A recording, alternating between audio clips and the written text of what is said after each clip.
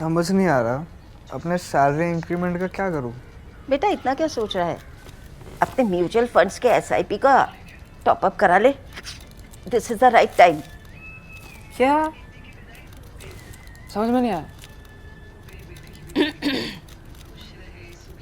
बेटा इतना क्या सोच रहा है, अपने म्यूचुअल फंड्स का एसआईपी टॉपअप करा ले।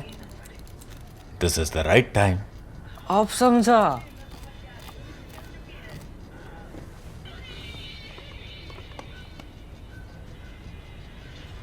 Mutual fund investments are subject to market risks. Read all scheme-related documents carefully. Hi and welcome to this episode of the Print Security Code. The Prints won the support of discerning viewers and readers like you because of its high quality, granular reportage. This quality of journalism though requires resources, and that means we need viewers and readers like you to consider taking subscriptions to support our work. Subscriptions to the Print come with a host of special privileges which you can find in the description below.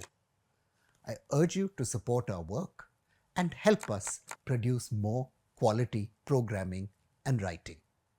For 52 hours one summer in 1893, rain fell across Kashmir in great sheets. A bear and a panther were found drowned side by side, their ancient hatred forgotten.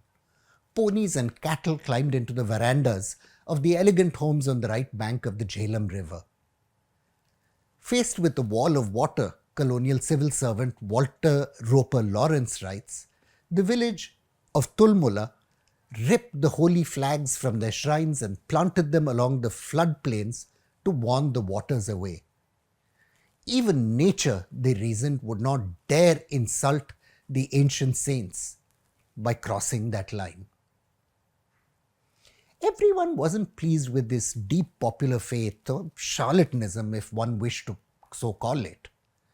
Kashmir was entering a new period of religious ferment, and messianic claims that the flood had been retributions for the sins of its people, like the flood of Nu, which destroyed the idolaters.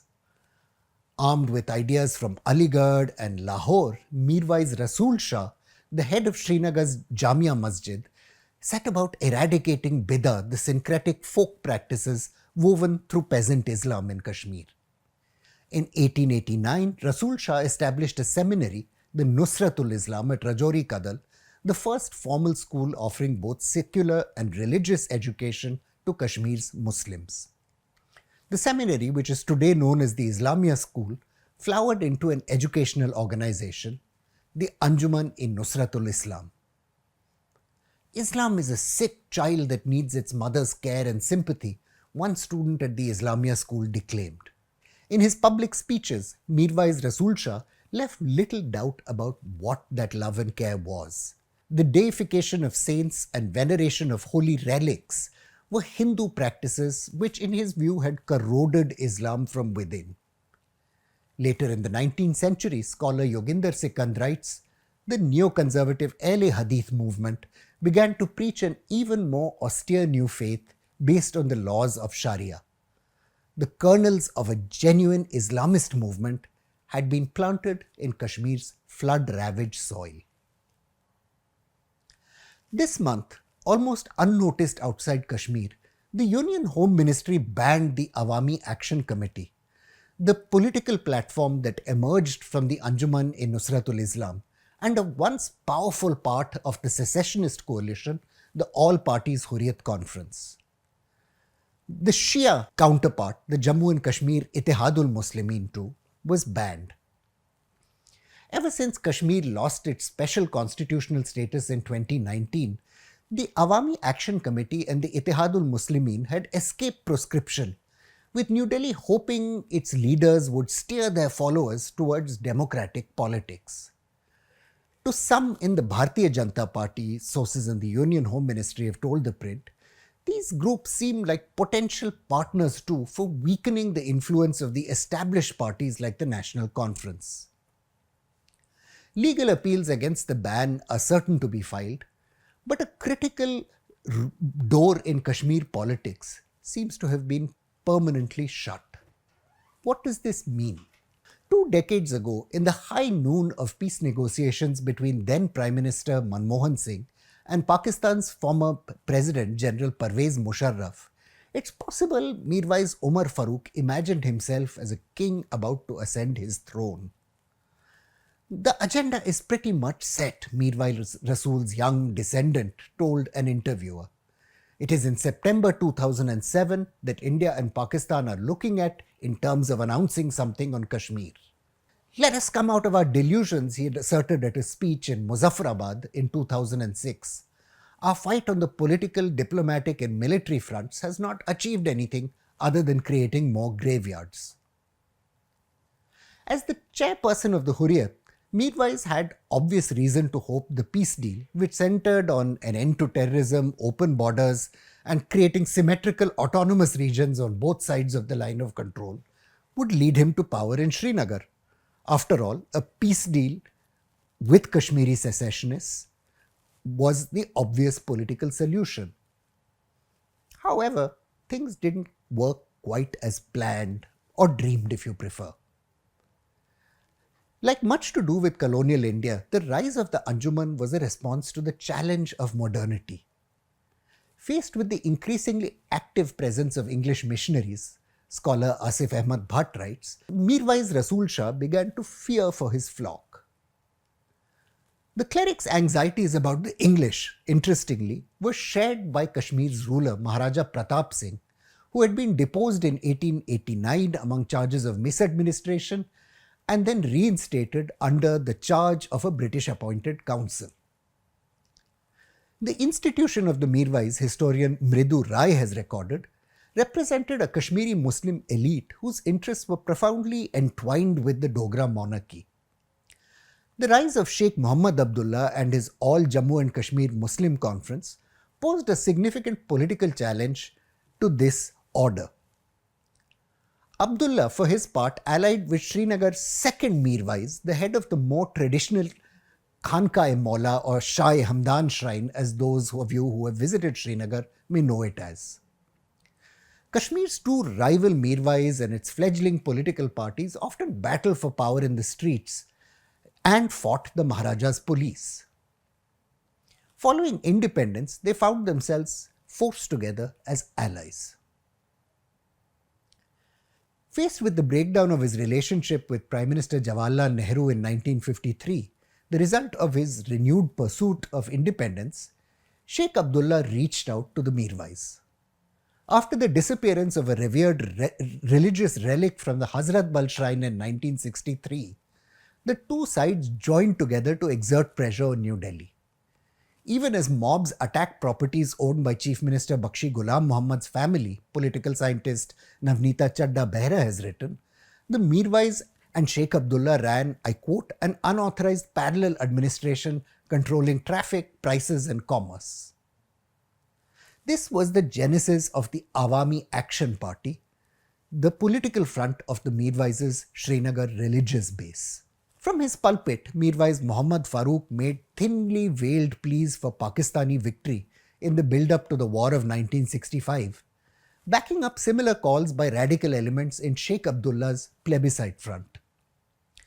The members of the two parties also arranged for boycotts of marriages, funerals, and religious ceremonies hosted by the families of Muslims who were in the Indian National Congress.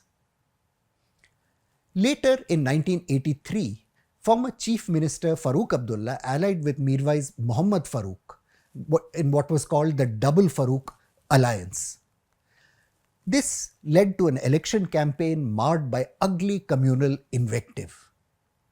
Although the alliance helped Abdullah beat off competition from the Jamaat-e-Islami in Kashmir, which was getting some subtle support from the Congress at the time, the Congress decimated the BJP in Jammu.